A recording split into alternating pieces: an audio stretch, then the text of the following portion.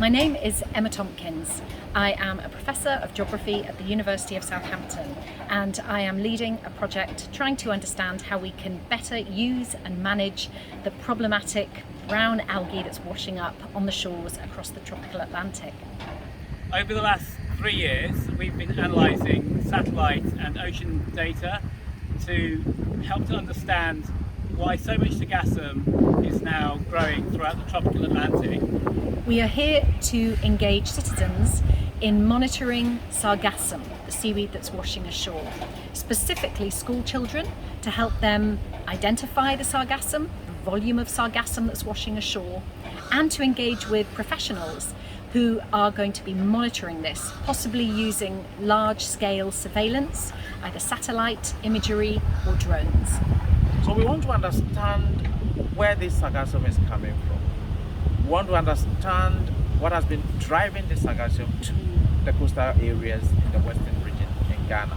Sargassum has become a problem along the West African coast, and in Ghana it started in 2012. So the goal is trying to see the use of Sargassum in Ghana and also how to help the fisher folks. They cannot go fishing. And along the coast, mostly their source of livelihood is fishing. So it's a big deal for them. We are talking about very poor people who by all standards live below the poverty line. And some of them cannot even have $1 a day. Recently we've received reports along the coast about it affecting livelihoods, especially those of fishermen. So we joined the SARTRAC team to find out what exactly is causing all these issues. We want to work against the idea that it's linked to oil and gas. The fisher folks here believe that since the oil and gas exploration here in Ghana, that is when they encountered these issues. So we are trying to find out what the causes of these might be, so that we water down that thought. When I came, this is my second year as a chief, and when I came, and the first time I witnessed this series, I was terrified because it's so sad. People come here, they want to go there and relax, and they don't have access because the place doesn't look very good at all. So the whole purpose of us is to understand how much is coming in and how we can quantify the amount. So colleagues here now starting to do some experiments where they're trying to separate different species of Sargassum. And the question is it same species that we find in Caribbean, or is the same prevalent species we find in Caribbean compared to what we find in Ghana? What's been really exciting for me coming to Ghana is exchanging information and sharing ideas and sharing how we do things, and being able to show the Ghanaians what we've been developing in terms of a protocol for monitoring Sargassum. During the week, we'll be conducting drone surveys. So collecting data over a vast majority of the area to make sure that we can upscale and collect information at a much wider region. Part of the things we are doing is we are using GPS trackers which we put in the ocean so that we'll be able to track their progress along the coast. So at the end, the idea is to provide the information to the manager of this area and other stakeholders so that they can develop or start to develop a management plan.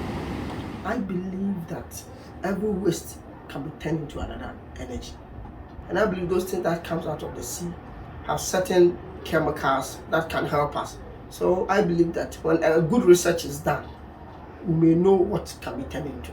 Yes. And two, before even that research is done, the government can help us get enough cars here to clear those things from the shore. It's a problem here. The other aspect we are going to do is during this also we have been visiting 3 local schools. And those schools are crucial because if we can train the children about Sargassum and their utilization, then they can teach their parents, and hopefully we can educate the community that this is not a big problem or big challenge. You can use that as an opportunity. If we get their kids to understand and appreciate that this is a scientific problem, and that this is the cause and this is what can be done to it, till they go back home and educate their parents. And we also want to find out whether there are opportunities that we can identify from Sargassum and how these poor people in these vulnerable communities can make something out of the Sargassum. When it comes on the shore, I will just have to educate the community that we shouldn't bury them.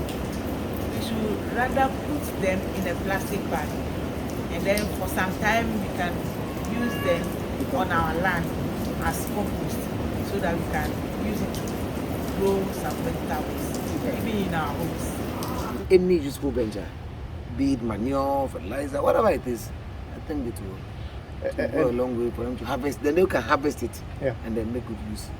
And data collected and analysis conducted already revealed that Sargassum really impacts the economic livelihoods of people.